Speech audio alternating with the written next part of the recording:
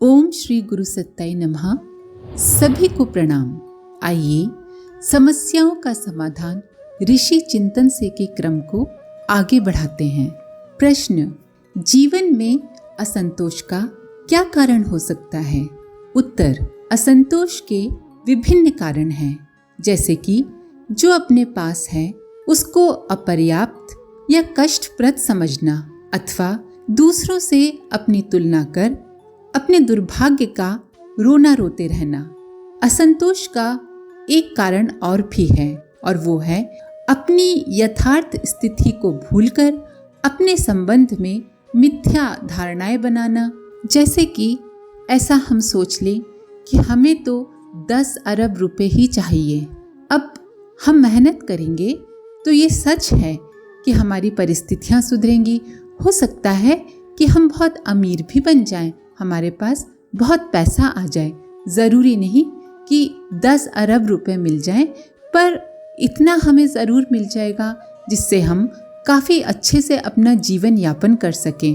और शायद हो सकता है कि धीरे धीरे मेहनत करते हुए हम उतना भी पालें जो हमने सोचा था। पर अगर वो नहीं मिलता है तो जो मिला है उसमें दुखी होकर हम अगर यही सोचते रहें कि नहीं, इतना तो हमारे लिए कम है, हमें तो 10 अरब रुपए ही चाहिए था, तो फिर हमें हमेशा ही असंतोष बना रहेगा।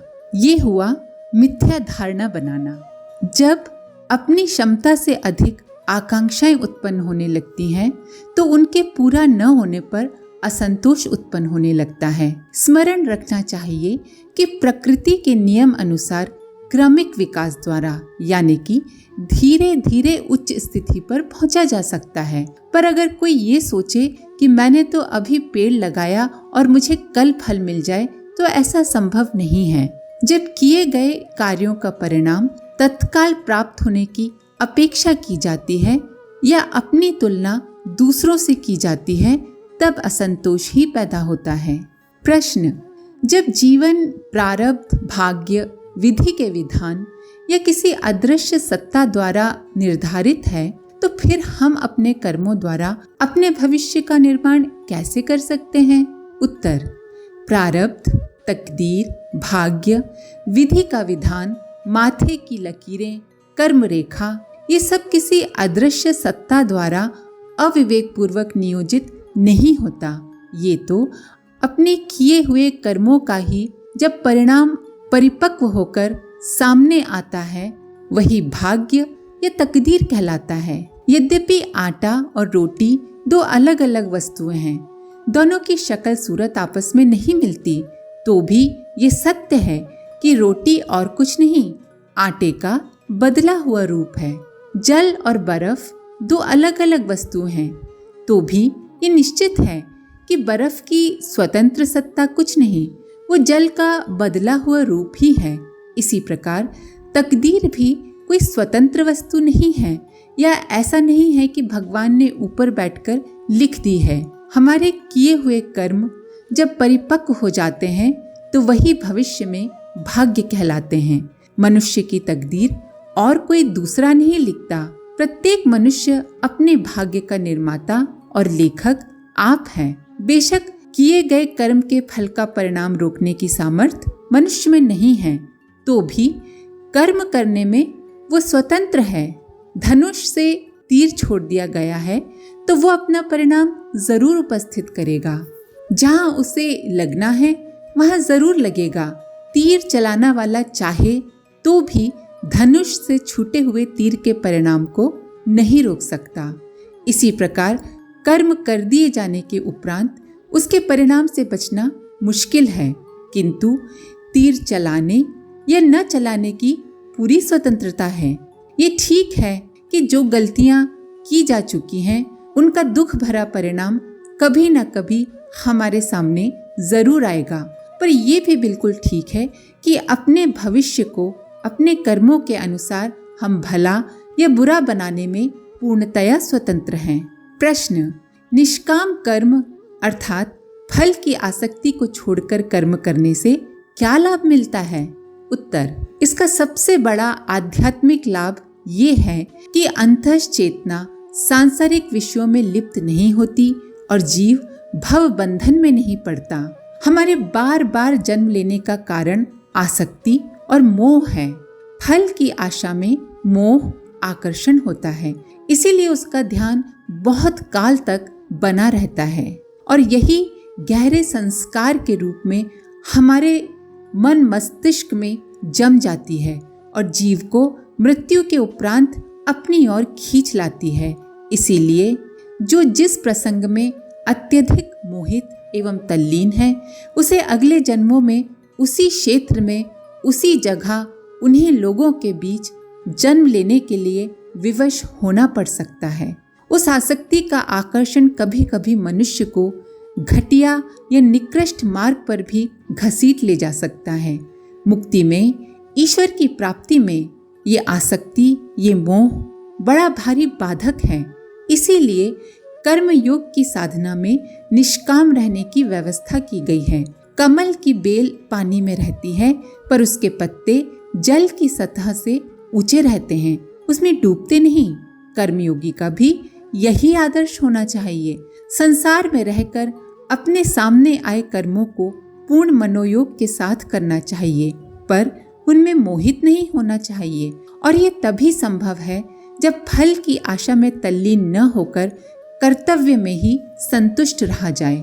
जो व्यक्ति फल को छोड़कर कर्म में ही निर्लोभ आनंद लेते हैं, वे माया के बंधन में नहीं पड़ते, उनके चित्त पर बंधनकारी प्रभाव नहीं होता और इसीलिए आवागमन की फांसी से सहज ही उन्हें छुटकारा मिल जाता है। प्रश्न, जीवन के उत्तरार्ध का अर्थात 50-60 वर्ष की आयु के बाद का श्रेष्ठतम सदुपयोग कैसे किया जाना चाहिए?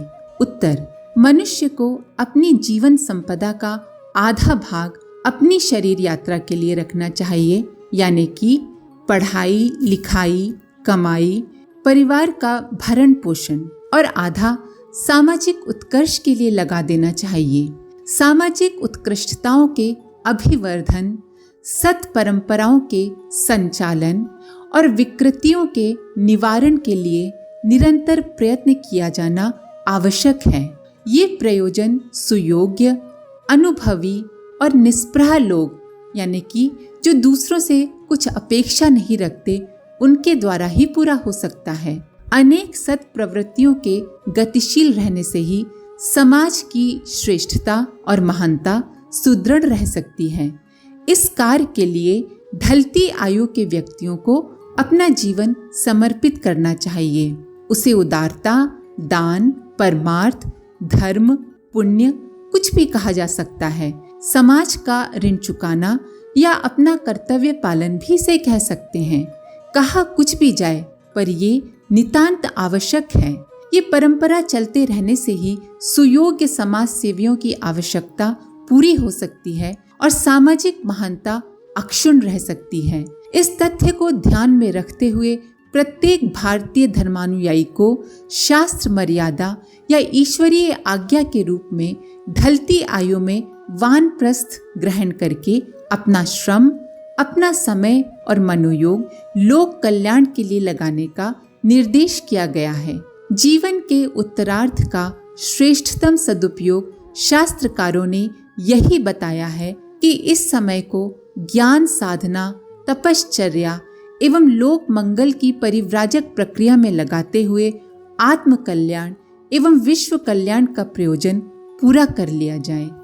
प्रश्न, जीवन के उत्तरार्ध को कष्टकारक व बोझ बनने से कैसे बचाया जाए और किन लोगों को वानप्रस्थ क्षेत्र में प्रवेश नहीं करना चाहिए? उत्तर, जीवन का उत्तरार्ध अर्थात ढलती आयु भारतीय संस्कृति के निर्माणकर्ता मनुष्यों की दृष्टि से परमार्थ प्रयोजनों के लिए, दूसरों की भलाई के लिए, समाज सेवा के लिए ही नियत निर्धारित किया गया है।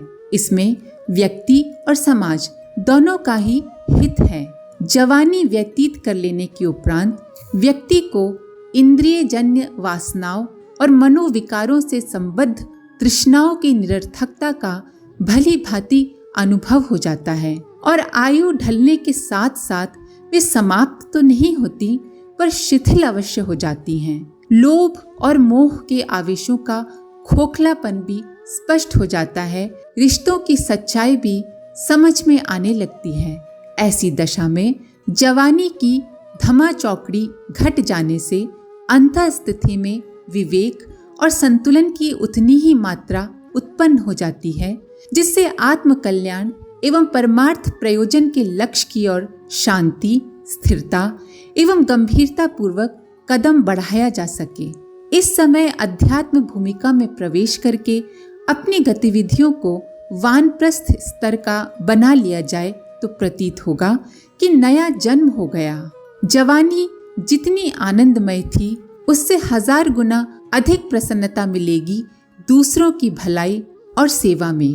पर यह भी सच है कि वानप्रस्थ हर किसी को नहीं, ऐसे व्यक्तियों को ही लेना चाहिए जिनमें योग्यता हो, प्रतिभा हो, जिनमें सेवा करने की क्षमता की मात्रा पर्याप्त हो। ऐसे लोगों के पास यदि घर की आजीविका है, तब तो सेवा साधना के दिनों में भी अपना खर्च स्वयं वहन करना चाहिए, ताकि पुण्य परमार्थ का समुचित संचय हो सके। अगर ऐसा प्रबंध न हो तो अधिक से अधिक निर्वाह करने योग्य भोजन और वस्त्र की सामग्री ही स्वीकार करना चाहिए। इससे अधिक कमाकर संचय करने की बुद्धि लेकर तो इस पवित्र क्षेत्र में किसी को प्रवेश नहीं करना चाहिए। धर्म को व्यवसाय बनाकर चलने वालों की तो घोर भर्त्सना ही की जा सकती है। वेतन, पारिश्रमिक या दान दक्षिणा लेने की जिन्हें आवश्यकता प्रतीत हो, उन्हें वानप्रस्थ क्षेत्र में प्रवेश नहीं ही करना चाहिए। साथ ही जो लोग कमजोर हैं या ज्यादा आयु के हैं, उनके लिए अपने घर पर रहना ही सर्वोत्तम है। अपनी स्थिति के अनुरूप वे अपने आसपास ही जो बन पड़े सेवा कार्य करें। आज के लिए इतना ही। अपने विचार कमेंट बॉक्स में जरूर लिखें। आप सभी का धन्यवाद। ओम शांति। हमारे YouTube चैनल को सब्सक्राइब करें और बेल आइकन को दबाकर ऑल पर क्लिक करें, ताकि आने वाले सभी वीडियोस की नोटिफिकेशन आपको मिलती रहे।